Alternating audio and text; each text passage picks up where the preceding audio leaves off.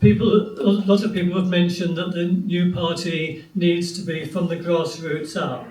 To put it another way round, it has to be the movement that develops the party, not the party that develops the movement.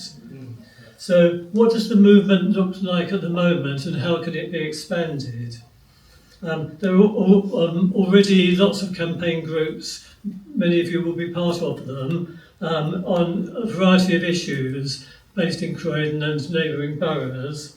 To name a few of the issues, it's things like housing, Croydon Council cuts, and Croydon Council bankruptcy, anti-racism, Palestine very much to the fore, disability issues, cost of living, and the crisis in public services. So tonight is the start of building campaigns and building a new party. A party of integrity, a party built from the grassroots up, a party with a local base, a party controlled by its members, a party for the many, not for the few. It's your party. Before I call for the speakers, I think I should let you know that at the recent demonstration, David was one of the people who put themselves forward to be arrested by indicating support for Palestine action. He was prepared to take that step, and hundreds of people, as you know, were arrested. David wasn't one of them. He didn't have that honour. I think we should congratulate him.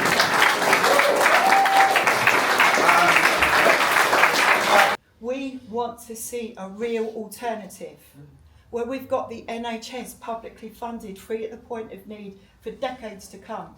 A social security system which should be a society issue that is there for our children, our children's children for decades to come.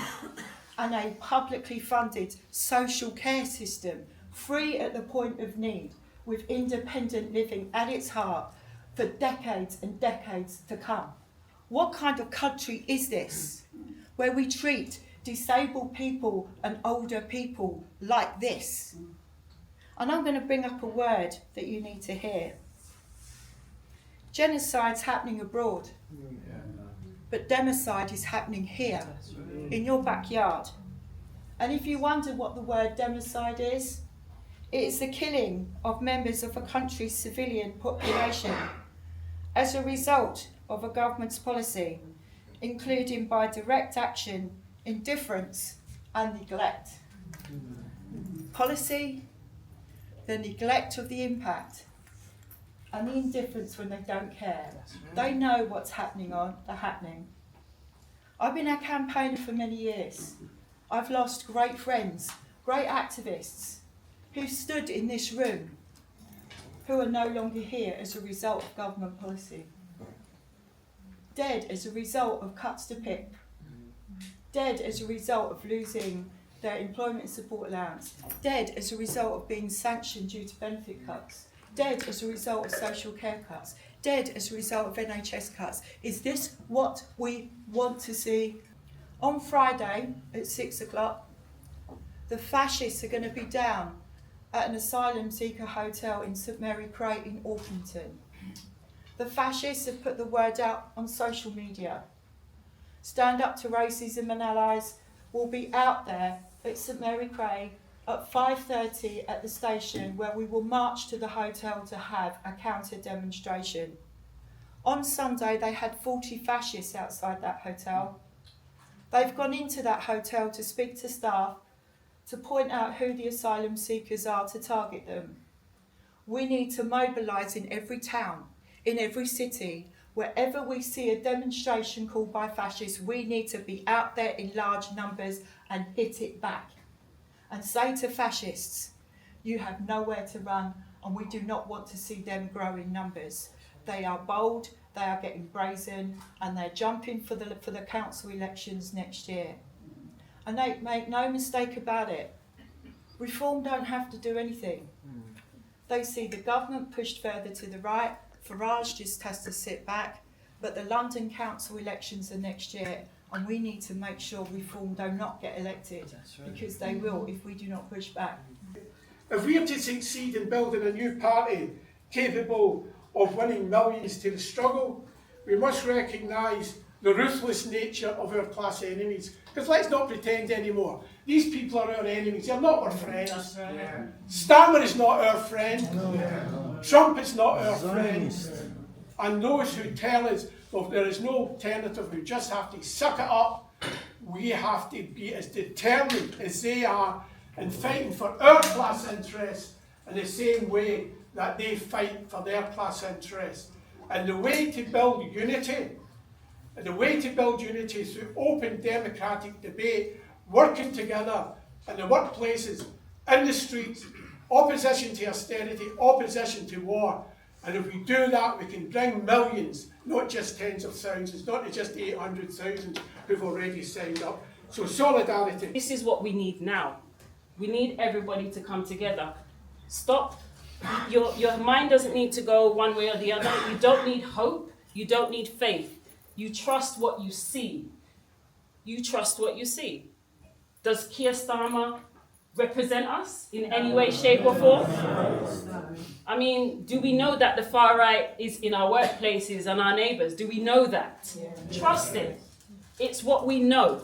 We don't need to believe it. We don't need to have hope that all of a sudden they'll drink tea the next day and just all of a sudden they'll be, friends with us again.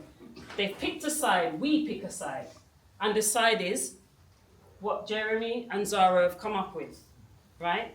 Organising is going to be an absolute mountain to climb. We've got a lot of work to do. My daughters, our children, our future children, etc., they're depending on us much more than ever before to get this right. Solidarity to you all.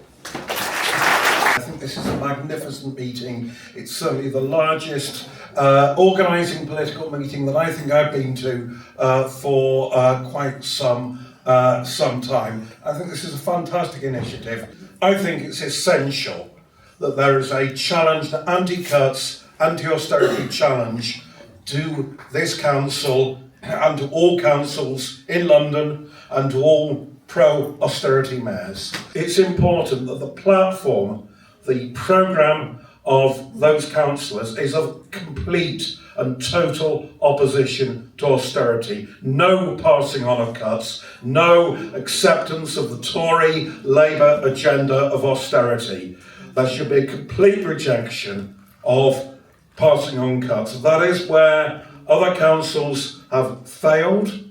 That is how we distinguish ourselves, and that actually is how we cut across the propaganda and the lies that are coming from Reform, seeking to blame immigrants and minorities for cuts and say, no, this is part of the capitalist system and this is due to the capitalist parties. We are different. And on the question of the Greens, I think it's important that we should explore that. But if they are not prepared to adopt a no-cuts policy that can be campaigned on, that we can have a mass movement around, because it won't just be something on the council, it will require a mass movement. Think of what happened in Liverpool in the 1980s, it will require that kind of movement. Then we have to say to the Greens, sorry, you are on a different path from us. You're on the path of what you've done in Brighton, which led to bin strikes. We're opposed to that. We're opposed to what Labour's doing in Birmingham as well. But no cuts. That should be our stand in the elections next year. We should be very, very clear in our opposition to NATO, and I think that's crucial. NATO is an imperialist alliance that exists to destroy everything that's good in the world, basically.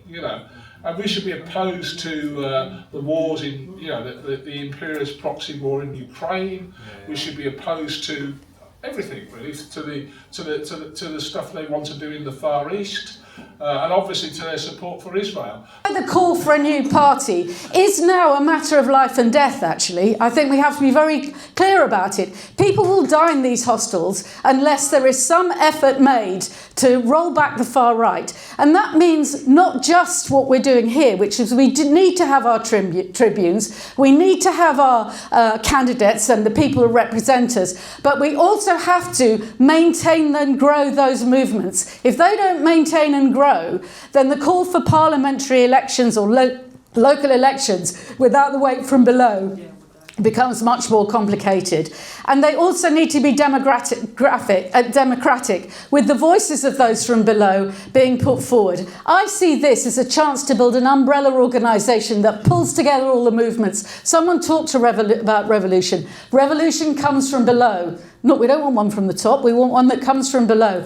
Build the movements to build the party. What we need it to be is not just focus on winning as many votes as it can, it needs to be a clarion call for working class people all across the country. We can't be making compromises on trans rights, on Palestine, on all sorts of things like this. We need to be saying trans rights are human rights, we need to be saying refugees are welcome here, we need to be saying free Palestine and stop the far right. There are no jobs, there is no working class, there is no solidarity on a dead planet. We need to overthrow fossil capitalism and completely revolutionise our relationship to the environment. So I fully support and applaud. This is a socialist movement, but it's an eco-socialist movement, and I'm very proud to be a part of it. It's been a very difficult few months for trans people and non-binary people. The recent, the decisions that the Supreme Court have made, the bathroom inspectors cropping up, and I just wanted to basically speak on behalf of my spouse that the Labour Party obviously is not a friend to the trans community at the moment. The Tories, we never expected them to be. The Greens have had their issues, and I just wanted to make sure that if I am going to be part of a party like this, that from the outset it's clear that there is a commitment unequivocally to trans rights and trans liberation. Things have gone far enough. Our material circumstances have gone far enough. The discrimination against black people, against disabled people, against transgender people, all stem from the culture war whipped up by the capitalists to divide us. They want us to be divided, so we do not unite. They bomb Gaza. They put people to slavery in the Congos because of an economic system in which they profit. Enough is enough. No more to this capitalist cruelty. We need revolution. We need socialism. We need communism, not because of these are nice ideas, but because these are the real material solutions that we are desperately need, or else we are to fall into barbarism again. There's no reason why under this new party we cannot have a revolutionary programme with revolutionary demands organising across the country for a full socialist transformation of society to end all inequality, oppression and war. It is useless to use the arguments of Lenin and Marx on the doorstep of a single parent trying to feed her children while on zero contract hours.